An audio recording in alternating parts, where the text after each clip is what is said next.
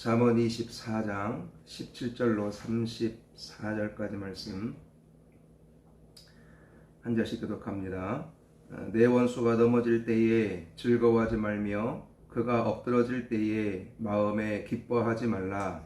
여호와께서 이것을 보시고 기뻐하지 아니하사 그의 진노를 그에게서 옮기시다 두려우니라. 너는 행악자들로 말미암아 분을 품지 말며 악인의 형통함을 부러워하지 말라. 대저 행악자는 장래가 없겠고 악인의 등불은 꺼지리라. 내 아들아, 여호와의 왕을 경외하고 반역자와 더불어 사귀지 말라. 대저 그의 장은 속히 이 말이니 그 둘의 멸망을 누가 알랴. 이것도 지혜로운 자들의 말씀이라. 재판할 때에 낯을 보아주는 것이 옳지 못하니라. 악인에게 내가 옳다 하는 자는 백성에게 저주를 받을 것이요 국민에게 미움을 받으려니와. 오직 그를 견책하는 자는 기쁨을 얻을 것이요 또 좋은 복을 받으리라. 적당한 말로 대답하면 입맞춤과 같으니라. 내 일을 밖에서 다스리며 너를 위하여 밭에서 준비하고 그 후에 내 집을 세울지니라. 너는 까닭없이 내 이웃을 쳐서 증인이 되지 말며 내 입술로 속이지 말지니라. 너는 그가 내게 행함같이 나도 그에게 행하여 그가 행한 대로 그 사람에게 갚겠다 하지 말지니라. 내가 게으른 자의 한박과 지혜 없는 자의 혼돈을 지나며 온전. 가시덤불이 그 전부에 퍼졌으며 그 지면이 거친 풀로 덮였고 돌담이 무너져 있기로. 내가 보고 생각이 깊었고 내가 보고 인내를 바란노라. 내가 좀 더 자자 좀 더 졸자 손을 모으고 좀 더 누워있자 하니 내 빈궁이 강도같이 오며 내 폰필이 불사같이 이르리라. 아멘. 하나님은 저와 여러분을 예수님의 십자가로 구원하셨습니다. 이것보다 귀하고 값진 은혜가 없습니다. 이렇게 구원받은 저와 여러분에게 하나님은 성숙한 삶을 요구하십니다. 적어도 예수 믿기 전의 삶보다 예수 믿은 후의 삶이 더 인격적이고 더 정직하고 더 성숙하기를 하나님은 원하신다는 거죠. 여기에 더 나아가서 하나님은 우리가 세상 사람들보다 더 성숙적이고 더 인격적인 그러한 삶을 원하신다라고 말씀하고 있습니다. 17절을 다시 보시면 내 원수가 넘어질 때에 즐거워하지 말며 그가 엎드러질 때에 마음에 기뻐하지 말라 이렇게 말씀하고 있습니다. 나를 힘들게 하고 피해를 준 사람이 넘어지고 망하면 기뻐하는 존재가 인간입니다. 원수가 넘어지고 망하는 것을 통해 받은 손해와 피해를 조금이나마 보상받는다라고 생각을 하는 거죠. 그래서 하나님께 원수를 갚아달라라고 기도하기도 합니다. 그런데 하나님은 우리가 원수 갚지 말고 원수가 패배하고 망하는 것을 즐거워하지 말고 기뻐하지 말라라고 말씀합니다. 18절을 보면 이것을 하나님이 기뻐하지 않기 때문이다 라고 말씀하고 있습니다. 하나님이 우리에게 원하시는 것은 용서하고 용납하고 축복하는 것입니다. 로마서 12장 14절을 보시면 너희를 박해하는 자를 축복하라, 축복하고 저주하지 말라 이렇게 말씀하고 있습니다. 우리는 이것이 힘들지만 이렇게 살아가야 합니다. 하나님이 그것을 원하시기 때문입니다. 하나님이 기뻐하시기 때문입니다.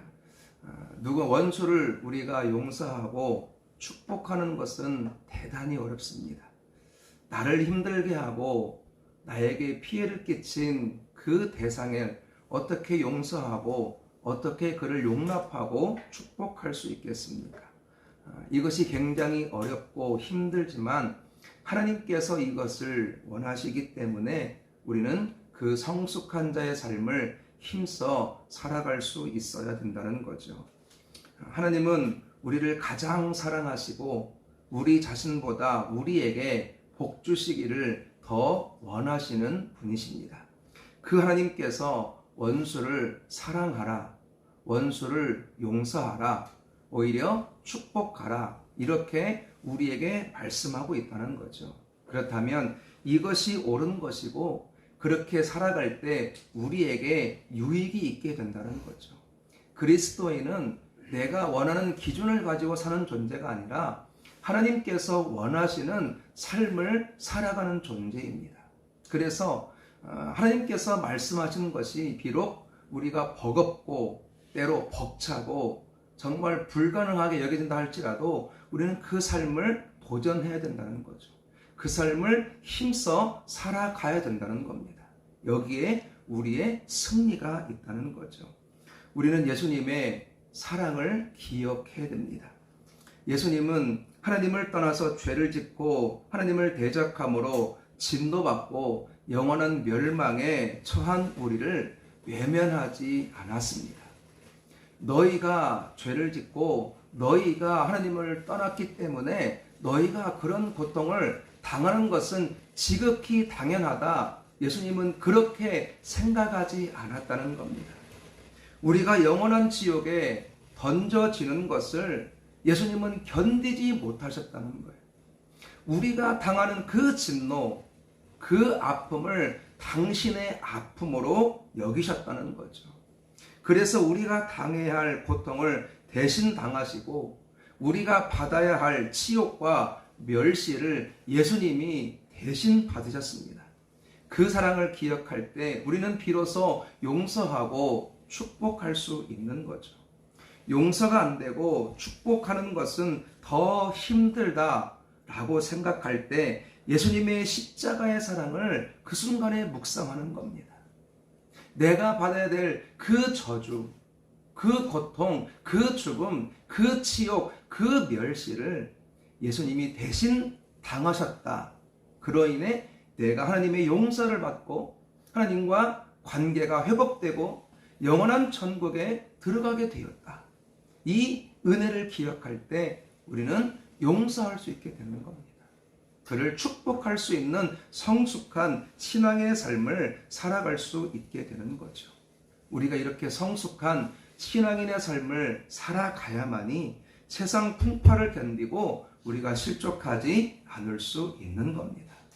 어린 아이와 같은 믿음은 자그마한 시련과 고난 앞에 넘어지고 실족할 수밖에 없습니다. 믿음이 작기 때문에, 강하지 못하기 때문에 다가오는 풍파와 환난 앞에 우리는 원망하고 불평하고 실패의 자리에 설 수밖에 없다는 거죠. 그러나 믿음이 성숙해지면, 믿음이 견고해지면, 성숙한 신앙인이 되면 자그마한 시련과 환난을 능히 이길 수 있게 된다는 거죠. 그 환난 속에서 오히려 기뻐하고 감사하면서 하나님이 원하시는 삶을 달려가게 되는 겁니다. 그래서 하나님은 성숙한 신앙인이 되라, 성숙한 신앙인의 삶을 힘써 달려가라, 이렇게 우리에게 말씀하고 있는 거죠. 이 성숙한 신앙은 예수님을 닮아갈 때 이루어지게 되는 겁니다. 예수님처럼 살아가기를 힘쓸 때 하나님이 기뻐하시고 원하시는 성숙한 믿음이 되어서 하나님 앞에 쓰임받는 인생을 살아갈 수 있는 거죠. 사랑하는 여러분, 한 번 사는 인생입니다. 한 번 믿는 믿음입니다. 두 번 믿지 않고 한 번 믿는 거예요. 한 번 살아가는 인생입니다. 그 한 번 살아가는 인생, 가장 가치 있는 삶이 무엇일까요? 바로 하나님 앞에 쓰임받는 인생인 줄로 믿습니다. 전능하신 하나님이 나를 인정하시고 그 하나님께서 나를 통해 하나님의 뜻을 이루어 가시는 그 삶, 그 인생이 가장 보배롭고 가장 가치 있는 인생이 아니겠습니까? 하나님은 저와 여러분이 그렇게 되기를 원하십니다. 성숙한 신앙이 되어서 하나님 앞에 인정받고 쓰임받는, 그래서 주님 앞에 상받는 그러한 인생이 되기를 원하신다는 거죠. 우리가 그런 인생 되기 위해서 예수님을 늘 닮아갈 수 있어야 되는 겁니다. 예수님 걸어가신 그 길을 나도 걸어가고, 예수님이 지신 십자가를 지고 나도 이 길을 걸어갈 때 우리가 예수님을 닮아가게 되고, 그로 인해 믿음이 성숙하게 되어서 이 마지막 때를 믿음으로 승리할 수 있게 되는 겁니다. 저와 여러분이 원수 갚지 않는, 용서하고 축복하는, 예수님 닮아가는 성숙한 신앙인의 삶 살아갈 수 있기를 간절히 소망합니다. 더 나아가 성숙한 신앙은 힘써 노력하는 삶입니다. 30절로 32절 말씀을 우리 한번 다시 한번 읽도록 하겠습니다. 30절로 32절 시작. 내가 게으른 자의 밭과 지혜 없는 자의 포도원을 지나며 본즉 가시덤불이 그 전부에 퍼졌으며 그 지면이 거친 풀로 덮였고 돌담이 무너져 있기로 내가 보고 생각이 깊었고 내가 보고 훈계를 받았노라. 아멘. 수고하지 않고 애쓰지 않고 좋은 결과만을 바라는 요행은 악한 것입니다. 데살로니가 후서 3장 10절은 누구든지 일하기 싫어하거든 먹지도 말게 하라, 이렇게 말씀하고 있습니다. 이것이 바로 하나님의 뜻인 거죠. 범죄한 아담과 하와를 에덴 동산에서 추방하면서 하나님은 흙으로 돌아갈 때까지 얼굴에 땀을 흘려야 먹을 것을 먹는다라고 말씀하셨습니다. 그래서 그리스도인은 열심히 일하고 열심히 살아가야 됩니다. 33절 34절을 보면 게으르면 가난하게 되고 궁핍하게 된다라고 말씀합니다. 우리는 하나님이 허락하신 일터에서 열심히 최선을 다해야 됩니다. 이 진리를 가슴에 새기고 최선을 다해서 힘을 다해서 주어진 삶을 살고 일터를 세워 가야 된다는 거죠. 우리에게 하나님 허락하신 일터, 직장은 그냥 일터가 아니죠. 칼빈은 이것을 소명으로 보았다라고 제가 말씀드렸습니다. 바로 하나님께서 우리를 그 일터로 보내신 겁니다. 그래서 우리는 소명을 가지고 사명을 가지고 그 일터에서 최선을 다해 일을 감당할 수 있어야 되는 겁니다. 최선을 다해 삶을 살아갈 수 있어야 되는 거죠. 그래야 우리의 인생에 하나님이 부어주시는 복과 은혜가 충만할 줄로 믿습니다. 그런데 이것은 영적인 부분도 동일합니다. 어떤 분들은 하나님을 만나기를 원하면서도 하나님 앞에 나오지 않습니다. 응답받기를 원하는데 힘써 간절히 기도하지 않습니다. 은혜 받기는 원하는데 마음과 힘과 정성을 다해서 예배하지 않습니다. 이것은 맞지 않는 거죠. 요행을 바라는 것입니다.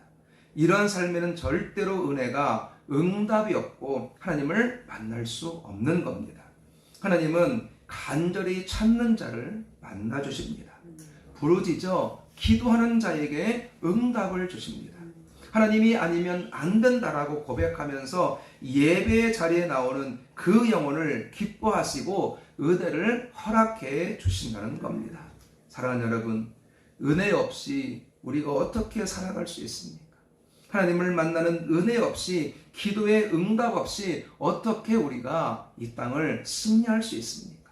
그래서 우리는 힘써야 되고 노력해야 됩니다. 간절하게 하나님을 찾고 부르고 그 앞에 나아가 예배하고 기도하고 말씀을 들어야 됩니다. 그럴 때 하나님은 놀라운 은혜를 주심으로 이 땅을 승리하게 하실 것입니다. 오늘 이 새벽에 이 하나님을 부르시고 믿음으로 나아감으로 은혜를 받고 응답을 받고 하나님이 주시는 새 힘을 얻어서 오늘 이 한날도 승리하며 하나님 앞에 영광 돌리는 우리 모두가 될 수 있기를 주님의 이름으로 간절히 축원합니다. 기도하겠습니다. 살아계신 하나님, 은혜와 사랑을 감사를 드립니다. 하나님, 우리가 예수 믿기 전과 예수 믿은 이후의 삶이 더 성숙하기를 원합니다. 하나님께서 기뻐하시고 하나님께서 원하시는 믿음의 삶을 힘써 살아낼 수 있기를 원합니다. 특별히 하나님, 우리가 원수를 용서할 수 있기를 원합니다. 그를 용납할 수 있기를 원합니다. 그를 위해 축복하며 기도할 수 있기를 원합니다. 예수님께서 나를 용서하셨고 내가 죽어야 될 십자가를 대신 지심으로 우리가 나음을 입었고 영원한 천국을 얻게 되었다는 이 사실을 묵상하면서 원수를 용서하는 성숙한 신앙의 삶을 살아갈 수 있도록 은혜 베풀어 주옵소서. 하나님, 우리의 삶을 최선을 다해 살아갈 수 있기를 원합니다. 힘을 다하여 일터에서 모든 일을 잘 감당할 수 있기를 원합니다. 그로 인해 하나님 앞에 영광을 올려드리게 도와주옵시고, 더 나아가 우리가 주님의 은혜를 받기 위해서, 주님을 만나기 위해서 간절하게 주님을 찾게 하시고 예배하게 하시고 말씀을 들을 수 있기를 원합니다. 그렇게 주님을 찾고 주 앞에 나아가는 우리를 하나님 맞아 주옵시고 만나 주옵시고 은혜를 더하여 주시어서 우리 믿음이 더 성숙해짐으로 이 마지막 때에 세상을 담대히 거슬러 올라가게 하시고 우리의 삶을 통해서 하나님 앞에 영광 돌리는 우리 모두가 되게 하여 주옵소서. 하나님, 이 새벽에 기도하기를 원합니다. 주님 앞에 나아가기를 원합니다. 하나님, 우리를 맞아 주옵시고 우리가 부르짖는 기도에 주님 들어 응답하여 주옵시되 30배로 60배로 100배로 응답해 주옵소서. 감사하며 거룩하신 예수님의 이름으로 기도하옵나이다. 아멘. 하늘에 계신 우리 아버지여, 이름이 거룩히 여김을 받으시오며 나라 임하옵시며 뜻이 하늘에서 이룬 것 같이 땅에서도 이루어지이다. 오늘날 우리에게 일용할 양식을 주옵시고 우리가 우리에게 죄 지은 자를 사하여 준 것 같이 우리 죄를 사하여 주옵시고 우리를 시험에 들게 하지 마옵시고 다만 악에서 구하옵소서. 대개 나라와 권세와 영광의 아버지께 영원히 있사옵나이다. 아멘. 기도하십니다.